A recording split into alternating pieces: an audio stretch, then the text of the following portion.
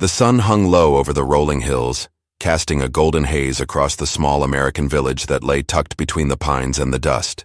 It was late summer of 1887, and the air was thick with the scent of hay, sweat, and wild sage carried from the open fields. Wagons creaked along the dirt road leading into town, where wooden storefronts leaned against each other like tired men after a long day's work. The sound of a blacksmith's hammer rang from the far end, and the faint whistle of a train echoed from miles away. Life moved slow here, deliberate, built on handshakes and hard work, until that morning when the stagecoach rolled into town carrying a stranger who would change everything. She stepped down carefully, brushing the dust from her traveling skirt.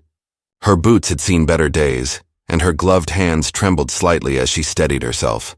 It had been a long journey, 3 days from Kansas City, and the road hadn't been kind. Her bonnet shaded her face, but her eyes searched the crowd, expectant and uncertain. She had read the letter a dozen times on the way, each word both comfort and warning. Come to Willow Creek. You'll find honest work and a safe place to start over. It had sounded like salvation at the time. Now, standing in the heart of a town she didn't know, surrounded by strangers who looked at her like she didn't belong, she wasn't so sure. The stagecoach driver tipped his hat. "You sure this is where you're headed, miss? Ain't much out here but cattle, dust, and stubborn men." She smiled faintly, trying to hide her nerves. "I was told there's a ranch just beyond the river." "The Whitmore place," he chuckled, wiping his brow. "Oh, that one's still standing all right. Big place. You'll find it easy enough. Just follow the road till you see the white fence. You can't miss it." The passengers behind her muttered as they unloaded their trunks, and a few curious townsfolk paused to stare. She ignored them, tightening her grip on the small leather satchel that held all she owned. A few dollars, a faded photograph, and a folded letter signed with initials she still wasn't sure belonged to a man or a woman. The walk out of town felt longer than it was. The sun pressed down and the dust clung to her skirts. Grasshoppers clicked in the tall grass, and the wind whispered through the cottonwoods by the river. By the time she reached the white fence, her boots were heavy, and her heart was beating fast, not just from the walk, but from the unease that had followed her since Kansas City. The ranch was larger than she had imagined.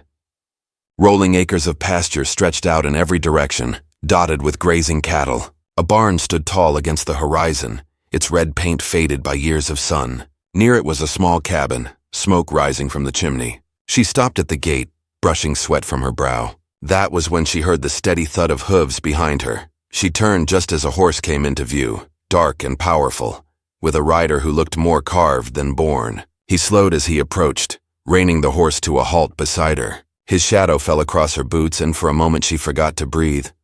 "You're trespassing, miss," he said, his voice low and edged with curiosity rather than anger. She blinked, startled. I'm not. I was told to come here. I have a letter." She fumbled in her satchel, pulling out the worn paper. He leaned forward slightly, his eyes narrowing as he scanned her face. "A letter, huh? From who?" "I'm not sure," she admitted. "It was signed J.W. Is that you?" He dismounted in one fluid motion, his boots landing with a soft thud on the dirt. Standing upright, he was taller than she'd imagined, broad-shouldered, sunburned, with rough hands that told the story of a life spent working the land. His shirt sleeves were rolled up, and his hat shadowed eyes that seemed to see more than he let on. When she met his gaze, her words stumbled out before she could stop them. "You're a lot bigger than I expected." He smiled faintly, just one corner of his mouth, and took the letter from her. "That's so. Guess folks don't usually picture much when they read my handwriting." He unfolded the letter and studied it for a moment, his expression unreadable. Then he looked back at her. "You came all this way for work?" "Yes, sir. The letter said you needed help on the ranch. I can cook, clean, tend to the animals if needed." He scratched his jaw, glancing toward the house. "That letter wasn't meant for you." Her heart skipped. "What?" "It was meant for someone else." He folded the letter again, tucking it into his pocket. "Still, you're here now." The air between them grew still. The horse snorted softly and pawed at the dirt. From somewhere near the barn came the laughter of a child, light and innocent, echoing across the yard. The woman turned, startled. A little girl with sun-bleached hair came running toward them, clutching a rag doll to her chest. She stopped a few feet away, looking up at the stranger with wide eyes. "Papa," she said softly, tugging at the man's hand. "Is she the lady?" The man's jaw tightened. "No, sweetheart, she's—" "Not the one I sent for." The little girl tilted her head, studying the woman. but she looks like the one from my dream." A shiver ran down the woman's spine. She didn't know what to say. The rancher stood silent, his eyes fixed on her as if trying to read something hidden behind her calm face. Finally, he spoke. "Come on," he said. "You might as well have some water. You look half ready to faint." She followed him through the gate, her boots crunching against the dry earth. The little girl skipped ahead, humming softly to herself, while the man walked beside her in silence. The closer they got to the house, the more she noticed. Scratched window frames, a porch swing hanging by one chain, tools scattered near the barn. The place had seen better days. Inside, the air was cool and smelled faintly of coffee and wood smoke. He poured her a glass of water, then leaned against the counter watching as she drank. "You came from Kansas City?" he asked. "Yes, I lost my job at the boarding house when the owner sold it. I had nowhere else to go." He nodded slowly, his gaze thoughtful. "You've got grit, I'll give you that. Most women wouldn't travel this far on their own. I didn't have much choice."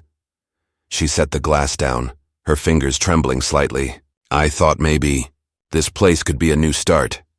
His expression softened for a moment, but then the little girl's voice broke the silence. "Papa, can she stay?" He hesitated, then looked out the window toward the fading light. "We'll see," he said finally. "But first, there's something she should know." The woman's breath caught. "What is it?" He turned to face her, his eyes dark and serious now. "You said that letter came from JW, that's me, but it wasn't just a help notice. I sent it to someone who owed me something, someone who promised to return what was taken from this ranch." Her pulse quickened. "What was taken?" He took a step closer, his voice low. "Not what, who, my wife. She disappeared 2 winters ago, and the last letter I sent out was to the woman who claimed she knew where to find her." The room seemed to shrink around her. The fire in the hearth crackled softly, but the air felt cold. She could feel his gaze on her, searching for any hint of truth. "You came here with that letter," he said slowly. "So I'm going to ask you once more. Who sent it to you?" Her throat went dry. The wind outside howled through the cracks of the old cabin, rattling the shutters. She tried to speak, but before she could answer, the little girl gasped and pointed toward the door. Someone was standing on the porch, shadowed, motionless, and watching them through the glass. The rancher's jaw tightened as he reached for the rifle leaning by the wall. "Stay here," he said, his voice like gravel.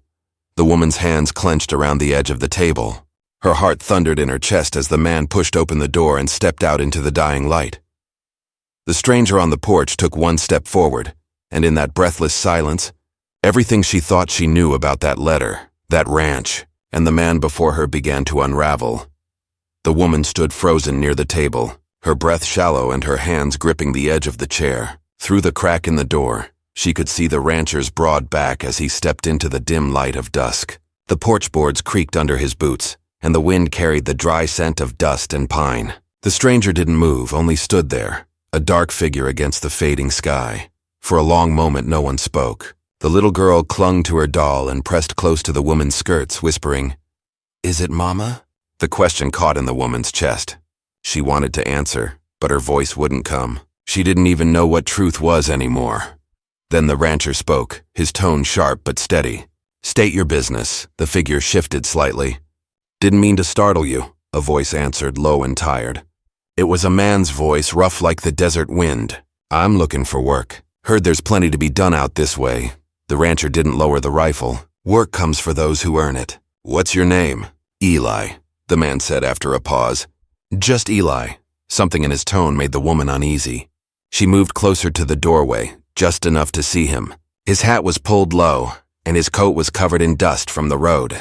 There was something familiar in the way he stood, like he carried both weariness and purpose in his shoulders.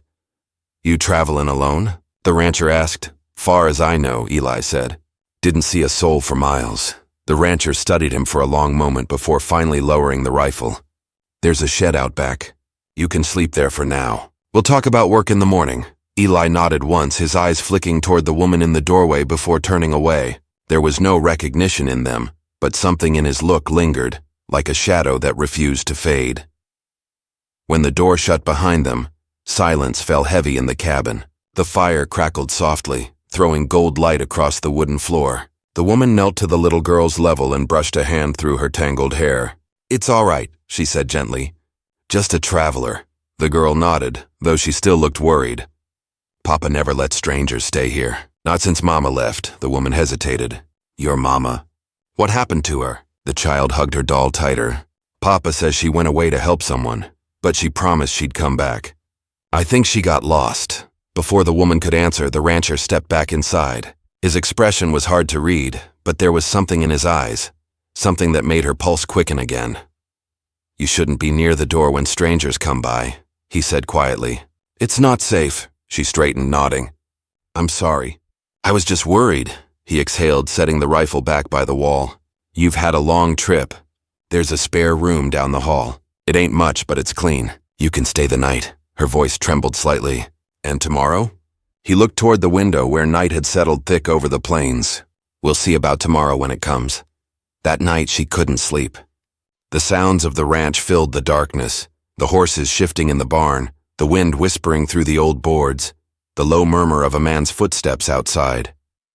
She sat by the small window, the moon casting silver light across her hands. Her thoughts kept circling back to that letter and to the man's words. It was meant for someone else. Somewhere out there, someone had been meant to come to this place instead of her, someone who owed the rancher something, and that someone might still be close. She thought of the stranger who had arrived just after her, the man called Eli. There was something about him that didn't fit. The timing was too strange, his story too thin. At dawn, the sound of a rooster broke the quiet. She rose, pulled her shawl tighter, and stepped outside. The morning was cool, mist rising from the grass. She could see the rancher near the corral, tightening the fence posts, his broad frame outlined against the pale light. A few yards away, Eli was hauling water from the well, his movements steady and practiced. When she approached, the rancher looked up. "Morning," he said simply. "Morning," she replied, glancing toward Eli. "He's been up early." "Drifters don't usually work unless they need something," he said quietly. "We'll find out soon enough what he's after." She wanted to ask more, but the little girl came running out with her braid undone, laughing as she chased a stray chicken across the yard. For a moment, the tension broke. The rancher's hard expression softened, and even the woman found herself smiling. By midday, she had fallen into the rhythm of the place, fetching water, helping with chores, and preparing lunch. The rancher didn't say much, but he watched everything with quiet precision, as if every small detail told him a story. The little girl followed the woman everywhere, asking endless questions about the city and the people there. It was during lunch that Eli finally spoke more than a few words. They sat around the rough wooden table, the smell of beans and coffee filling the air. He leaned back slightly, his gaze fixed on the rancher. "You said your wife disappeared," Eli said. "That's a hard thing. You figure she left or she was taken?" The rancher's hand froze halfway to his mouth. The air grew still. "You ask a lot for a man who just got here." Eli held his gaze, unflinching. "Just making conversation." The woman glanced between them, sensing the weight in the silence. The little girl picked at her bread quietly, unaware of the undercurrent. Finally, the rancher spoke. "She didn't leave. Not by choice. Folks said she ran off with someone from town, but I know better. She wrote me one last time, said she'd found something dangerous. Then she vanished." The woman's heart ached at the quiet pain in his voice. "You think she was taken?" she asked softly. "I know she was," he said. "And I know the person who sent that letter was involved." His eyes met hers, steady and searching. "That's why I asked you who gave it to you," she swallowed hard. "I told you I found it in Kansas City. It was left at the inn where I worked. No name, just my room number on the envelope." Eli looked at her sharply, as if he recognized something in her story. But before anyone could speak again, a shout came from outside. The rancher stood at once, his chair scraping against the floor. They rushed out onto the porch where two men on horseback were approaching the gate. Dust rose around them as they rode closer, their coats marked with the emblem of the county sheriff. The lead rider called out, "Whitmore, we need a word." The rancher stepped forward, his jaw tightening. "What brings lawmen all the way out here?" The sheriff dismounted, brushing the dust from his coat. "There's been trouble near the old freight road. A wagon found burned, 2 men missing. You seen anyone pass through recently?" The rancher hesitated, glancing at Eli, then back at the sheriff. "A drifter came by last night. Said he was looking for work." The sheriff's eyes narrowed. "That so?" He turned toward Eli. "Mind telling us where you were 2 nights ago? Eli's expression didn't change. I was riding south from Cotton Ridge, alone. The sheriff looked him over, then nodded slowly. If you're staying here, Whitmore, keep your eyes open. The men who did that, whoever they are, ain't done yet. He tipped his hat and mounted up again. We'll be back if we find anything. As they rode off, the woman felt a chill settle over her. The quiet that followed wasn't peaceful. It was the kind that came before a storm. Eli turned away first, muttering something under his breath as he headed toward the barn. The rancher watched him go, then looked at the woman. You see now why I don't trust easily. She nodded, her fingers clutching the edge of her shawl. You think he's involved? I think it's too much coincidence, he said quietly. You show up with a letter that wasn't meant for you, and a stranger comes the same night. Something's tied between the two of you, I just don't know what yet. That night the wind rose hard, rattling the windows. The woman sat by the fire again, unable to shake the feeling that the past she'd tried to escape had somehow followed her here. The little girl slept soundly in the next room, but the house didn't feel safe. From outside came the soft sound of footsteps on gravel. Slow, deliberate, circling the porch. She rose, heart pounding, and peered through the curtain. There was no one there. But when she turned back toward the table, she saw it. An envelope lying where there hadn't been one before. Her name, written in the same familiar hand as the first letter. The paper trembled in her grasp as she opened it. Inside was a single line, scrawled in haste. You're not safe there. They know who you are. The fire crackled louder, throwing sparks that caught her reflection in the window. Wide-eyed and pale. Outside, thunder rolled in the distance, and the sound of hooves echoed once more across the dark hills. The letter slipped from her trembling fingers and landed softly on the floor. For a long time she just stared at it, her breath uneven. The fire flickered low, and every small sound in the house seemed louder. The tick of the clock, the wind pressing against the window, the faint creak of floorboards from somewhere down the hall. The warning in the letter echoed in her mind. They know who you are. Her first instinct was to run, to grab her satchel and flee into the night. But the little girl was asleep in the next room, and something in her heart wouldn't let her go. Whoever had left that letter knew exactly where she was, and if she left now, it might only make things worse. She bent to pick it up again, reading the words over and over, searching for some clue in the handwriting. It was the same looping script as before, familiar, almost too familiar. Someone from her past had found her. The door opened suddenly and she spun around. The rancher stood there, his expression darkened by the lantern light. You're still awake, he said quietly. I couldn't sleep, she murmured, quickly folding the letter in her hand. He glanced at the paper. What's that? She hesitated, torn between truth and fear. Nothing, just a note I found. He stepped closer. Found where? Her throat went dry. On the table. He reached for it, but she tucked it into her shawl. Please, she said softly. I'll tell you in the morning. I just need to think. His gaze lingered on her for a long moment before he finally nodded.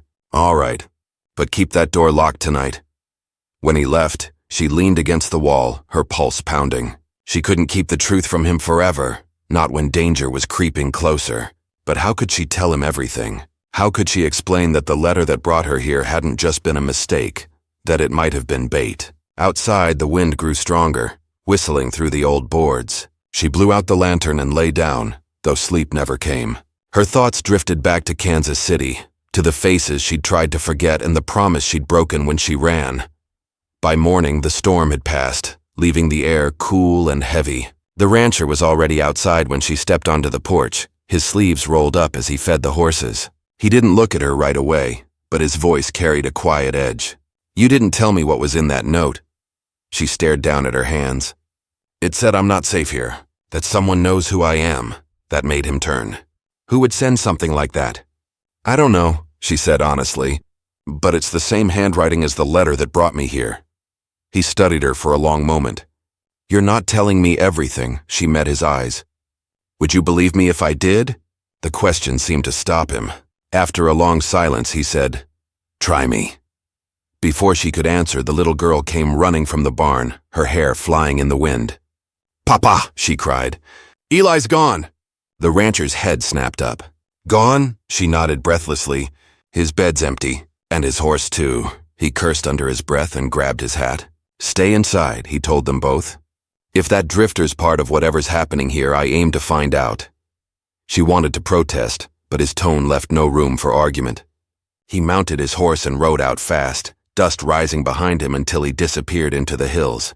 The woman stood there, feeling the weight of something closing in around her. She turned back toward the house, but her eyes caught something glinting near the steps. A small metal locket lay half buried in the dirt. She bent to pick it up, brushing away the dust. Inside was a tiny photograph, faded, but clear enough to make her stomach twist. It was of a young woman holding a child, the same child who now played inside that house. The woman in the photo had the same kind eyes, the same curve to her jaw. It was the rancher's missing wife, and around the edge of the photo, written faintly, was a name she recognized from her past, someone she'd once worked for back in Kansas City. Someone who was no longer alive. Her breath caught. None of it made sense, but the pieces were starting to form a pattern she didn't like. Whoever had sent her that first letter had known about the rancher's wife, and maybe about her own connection to that world.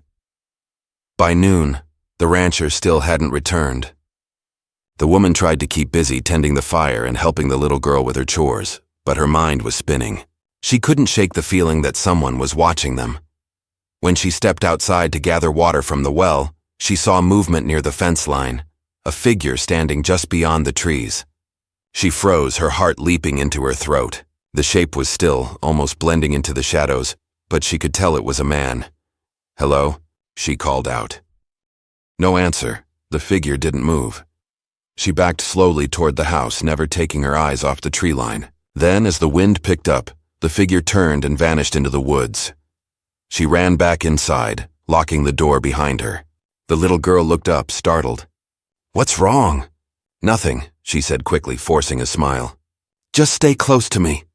She tried to calm herself, but every sound set her nerves on edge. Hours passed before she heard the distant sound of hooves again. The rancher rode in just as the sun was setting, his expression grim. "Did you find him?" she asked. He dismounted slowly, shaking his head. "No, but I found tracks leading toward the old mine road. Looked like he wasn't alone." Her eyes widened. "You think he's with someone?" "I think," he said, wiping the dust from his hands, "that Eli didn't come here by chance. And neither did you." The words hit her like a strike. "What do you mean?" He stepped closer, his voice low. "I stopped by the sheriff's office on the way back. They told me something interesting. The man who burned that freight wagon, they think he had help. And the description they gave sounds a lot like you." She froze. "That's not true." "I don't know what's true yet," he said, his tone softer now but still sharp. "But until I do, you're not leaving this ranch." Tears stung her eyes. "You think I came here to hurt you?" "I think you're hiding something," he said. "And if I'm right, whatever you're running from might already be on its way here." The little girl appeared in the doorway, holding her doll. "Papa, don't be mad," she said softly. "She's nice. She wouldn't hurt us." The rancher's face softened slightly. He sighed and looked back at the woman. "I don't want to believe it either, but I've lost too much already to take chances." That night she sat by the window again, the letter still clutched in her hand. She thought of how her life had unraveled, how one wrong favor, one promise to the wrong person, had led her here. Years ago, she had worked for a woman in Kansas City who had been involved with men that traded in secrets and debts. When things went bad, she had tried to leave, but leaving had a price.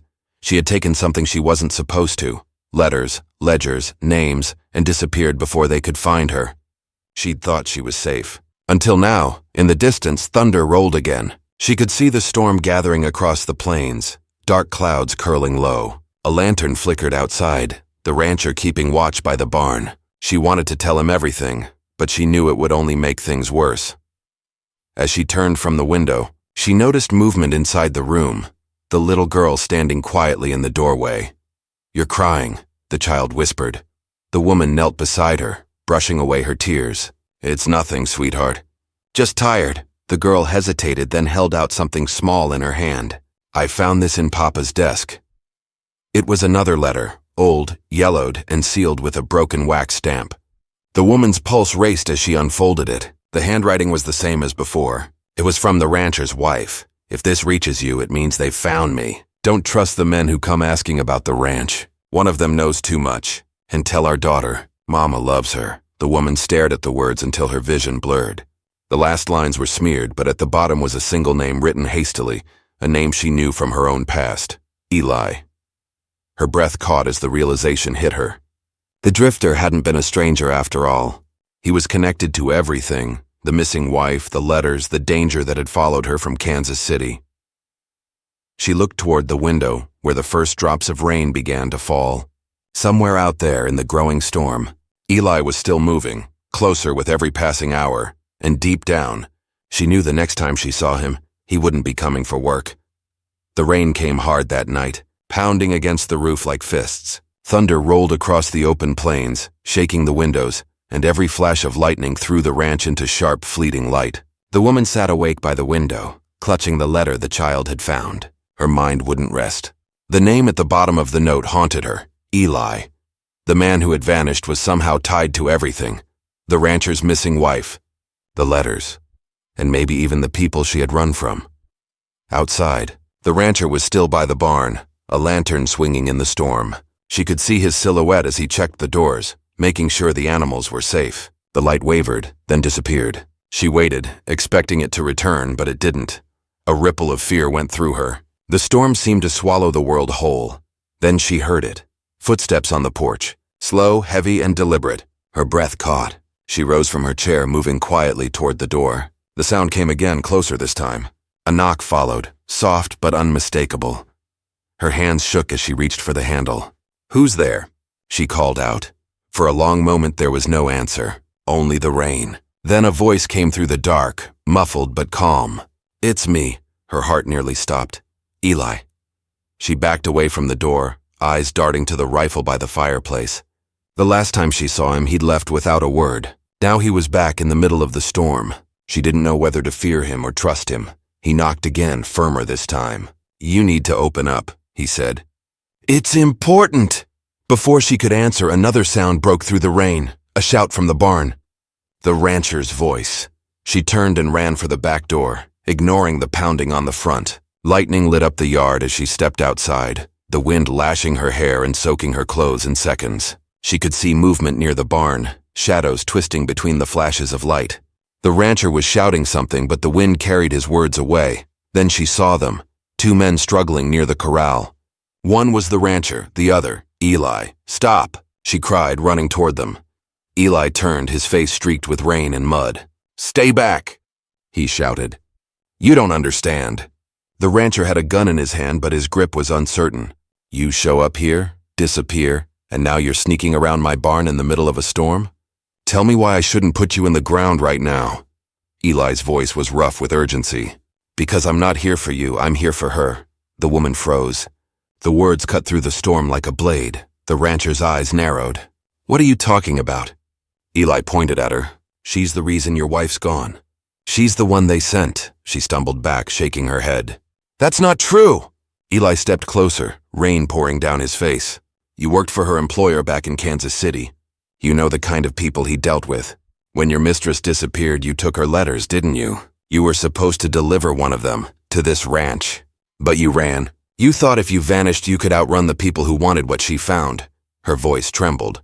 "I didn't know what was in those letters." The rancher's jaw tightened. "You'd better start explaining." She swallowed hard, the rain blurring her vision. "It's true I worked for a woman who had connections. Dangerous ones. She said she was helping your wife. There were men who wanted something from her. When things turned bad, I took the letters and ran. I thought if I disappeared, they'd leave me alone. But someone sent me that note pretending it was a job offer. They wanted me here. I didn't know why until now." Eli's voice broke in again. "Your wife found something she wasn't supposed to. A list of names tied to stolen land out here. They killed her for it or thought they did. I've been trying to find the rest of that list. You think I came here for work? I came to finish what she started." The rancher's grip on the gun loosened, his face pale. "You're saying she's dead?" Eli hesitated, lowering his head. "I'm saying they didn't mean to leave her alive, but they didn't check to be sure. I found her once, injured, terrified. She begged me to get the names to you, but I lost her before I could." The wind howled louder, whipping through the trees. The woman stared between them, her mind spinning. "If she's alive?" Eli looked up. "Then she's running out of time. They're coming for all of us now." As if on cue, a flicker of light appeared on the horizon, a lantern's glow, faint but moving fast. Then another, and another. The rancher turned toward the open field. Riders, he said under his breath. At least 3 of them. Eli grabbed his arm. They're not the sheriff. You need to get the girl inside. The rancher hesitated only a second before sprinting toward the house. The woman followed close behind, her skirts heavy with rain. When they burst through the door, the little girl was already awake, frightened by the thunder. She ran into her father's arms, crying. He knelt, brushing her hair back. It's all right, sweetheart. You stay here with her. He looked at the woman. Keep her safe. What are you going to do? She asked. He picked up the rifle. End this. Eli burst in behind them, soaked to the bone. You can't take them head on. They've got more guns than you. The rancher's voice was low but steady. This is my land. I'm not running. Eli stepped closer. Then at least let me help you. You want to protect your daughter, fine. But if they're coming for the letters, they'll burn this place to the ground to get them. The woman's heart pounded as lightning flashed again, illuminating the window. The riders were closer now, shapes moving like shadows through the rain. She could see the faint gleam of metal in their hands. The rancher nodded once. Get the girl below the cellar. Don't come out till I say. The woman grabbed the child's hand and led her to the back of the house. The little girl clung to her, eyes wide. Is Papa gonna get hurt? She whispered. No, she said softly, forcing a smile she didn't feel. He's too strong for that. The cellar was small and cold, the air damp with the scent of earth. She pulled the wooden hatch shut and held the girl close, straining to listen. Above them, boots thudded across the porch. Voices shouted through the storm. Then came the sound of breaking glass. Gunfire erupted. The girl gasped, pressing her hands to her ears. The woman held her tight, her heart hammering against her ribs. Each shot echoed through the floorboards like thunder. She wanted to go up there to help somehow, but she knew it would only make things worse. Minutes passed like hours. Then through the chaos she heard a voice, Eli's, sharp and desperate. Get down! A crash followed, and the sound of splintering wood. The shots grew louder, closer. Then came silence. She waited, breathless, her body tense. The cellar door creaked suddenly and light poured in. A silhouette appeared at the top of the stairs. Papa? The girl whispered, but the voice that answered wasn't his. We've got company, Eli said, his tone low. They're inside. The woman stood, pulling the girl behind her. Where's her father? Eli's jaw clenched. Still fighting, but he can't hold them long. She looked toward the open hatch. Then we have to help him. You go out there now, he said. You'll both die. There's another way, through the tunnel behind the cellar wall. Your wife's the one who dug it years ago when she was hiding those letters. If she's alive, she might be waiting where it leads. The woman stared at him, disbelief and fear warring in her eyes. How do you know that? Eli looked away. Because I helped her dig it. Outside, another gunshot rang out, closer this time. The girl cried out. The woman grabbed a lantern and nodded toward the back wall. Show me. Eli moved fast, shoving aside a stack of old crates to reveal a narrow wooden door half hidden behind dirt and cobwebs. He kicked it open, revealing a dark tunnel stretching into the earth. The smell of damp soil filled the air. Go, he said. I'll cover you. The woman hesitated. Come with us. He shook his head. If they get past your husband, someone has to slow them down. You just get that child to safety. She wanted to argue, but the sound of boots above them cut her off. Voices shouted orders. One man's rough tone carried clearly through the floorboards. Find the girl. The letters die with her. The woman's blood ran cold. She scooped up the child and ducked into the tunnel, clutching the lantern. Behind her, Eli closed the door and shoved the crates back into place. The last thing she saw before it shut was his face, tired, determined, and ready for whatever came next. The tunnel was narrow, forcing her to crouch as she moved. Mud stuck to her skirts, and the flickering light barely lit the way. The girl whimpered softly, clinging to her neck. Above them, faint sounds of shouting and gunfire still echoed, mixed with the crash of thunder. She didn't know how long they crawled before she saw a faint light ahead, a soft glow breaking through the dark. She hurried toward it, her breath ragged. When she reached the end, she found a wooden ladder leading up. She pushed the hatch open just enough to peer outside. They were in the old field beyond the orchard, hidden behind a cluster of rocks. The rain had eased, but smoke was rising from the direction of the ranch. The girl stirred in her arms. Is Papa there? She didn't answer. She couldn't. Lightning flashed again, and in that split second, she saw movement across the field. Figures on horseback, searching with lanterns. Riding closer, she pressed the hatch shut and whispered, Hold on, sweetheart. Whatever happens next, "Don't make a sound." And in the distance, through the rain and smoke, came a single gunshot, one that sounded different from the rest, the kind that meant something had just ended, or something much worse was about to begin. The gunshot echoed through the fields, rolling across the rain-soaked hills until it faded into silence. The woman froze beneath the hatch, her breath shallow, the child trembling in her arms. For a long moment the world seemed to stop moving. No wind, no thunder, just the distant hiss of rain and the pounding of her heart. She didn't know who had fired that last shot, or what it meant. Minutes passed before she dared to lift the hatch again. The storm had quieted, the air heavy with the scent of smoke and wet earth. The faint glow of dawn pressed through the thinning clouds, soft and gray. She rose slowly, helping the little girl climb out beside her. The land stretched wide and silent. The barn roof was half collapsed and the house, what was left of it, smoldered faintly in the distance. She felt her knees weaken. "Stay here," she whispered to the child. "Don't move no matter what you see." The girl nodded, clutching her small shawl. The woman started toward the house, each step sinking into the wet ground. Her skirts were heavy, her hands trembling. The closer she got, the stronger the smoke grew. Charred wood, burned hay, gunpowder. When she reached the porch, she saw two bodies lying still near the fence. Her stomach twisted, but when she turned one over, it wasn't the rancher.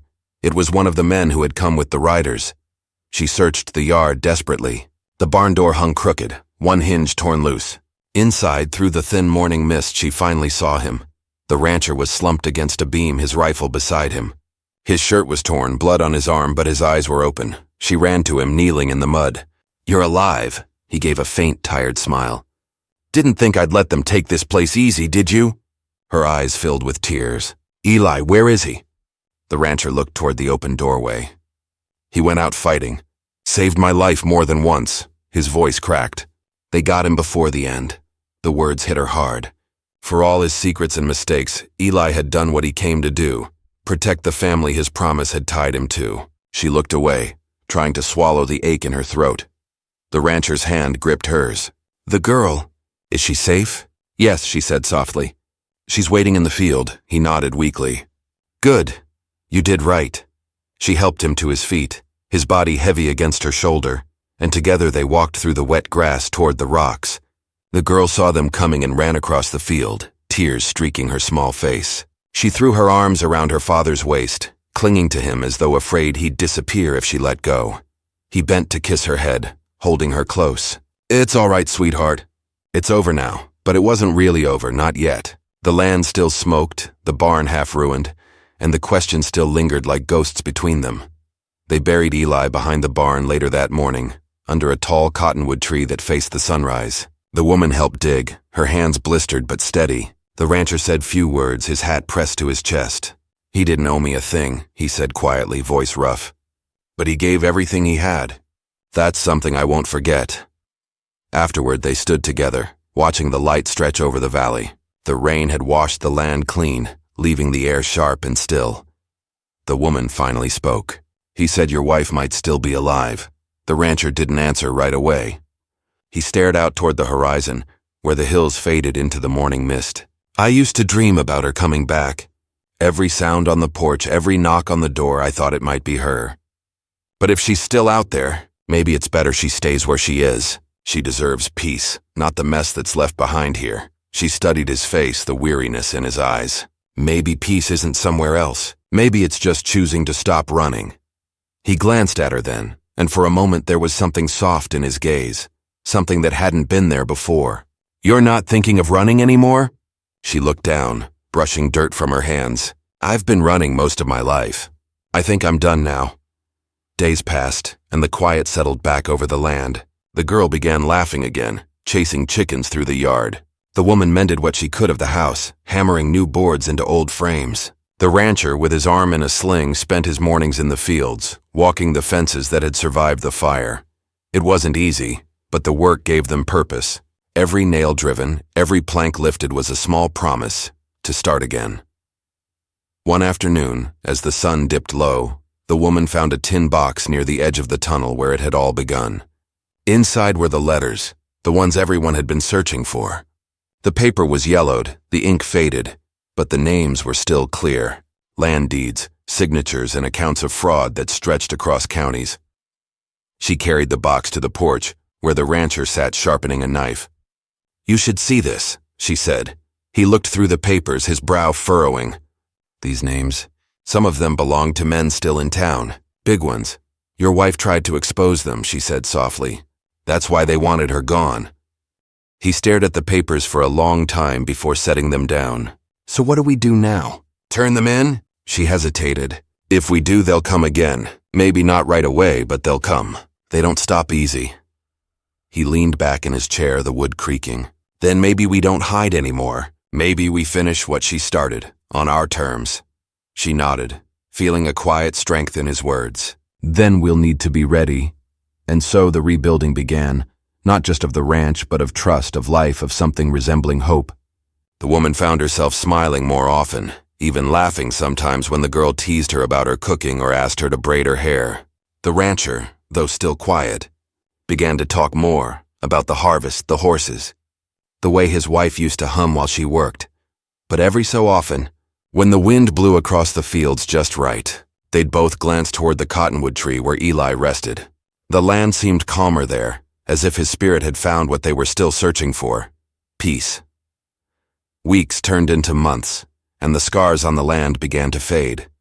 Grass grew again where the fire had burned, and the sounds of laughter and life returned to the ranch. The child's voice carried through the air, chasing away the silence that had haunted the place for too long. One evening, as the sun sank in gold and crimson hues, the woman stood at the fence line watching the horizon. The rancher came up beside her, his hands in his pockets. "You think we'll ever be done with all this?" he asked quietly. She smiled faintly. "Maybe not, but maybe we don't need to be. Some things don't end clean, they just become part of who we are." He nodded, looking out over the open land. "You know," he said after a pause, "when you first came here, I didn't expect you to stay." "Didn't think you'd want to." She turned toward him, a hint of warmth in her voice. "When I first came, I didn't think I could." Their eyes met, and for a moment the world around them seemed still again, not with fear or storm, but with quiet understanding. The little girl's laughter echoed from the porch, calling them back to the house. The woman took one last look at the cottonwood tree in the distance, the faint outline of Eli's grave beneath it, and whispered a silent thank you carried by the wind. They walked back together, side by side, as the sky deepened into twilight. The ranch glowed soft in the fading light, a place once marked by loss, now alive with second chances. And though the scars of the past still lingered, the woman knew one thing with quiet certainty: sometimes, the people you don't expect become the ones who change everything. The land had taken much from them, but it had given something back too, a chance to start again. Not in fear, but in faith. As the night settled in, and the stars began to appear, the rancher lifted the little girl into his arms, while the woman closed the door behind them. The firelight flickered through the windows, warm and steady. Outside, the wind whispered through the grass, carrying away the last traces of smoke, of fear, of what once was, and leaving behind only the sound of life, of peace, and of home.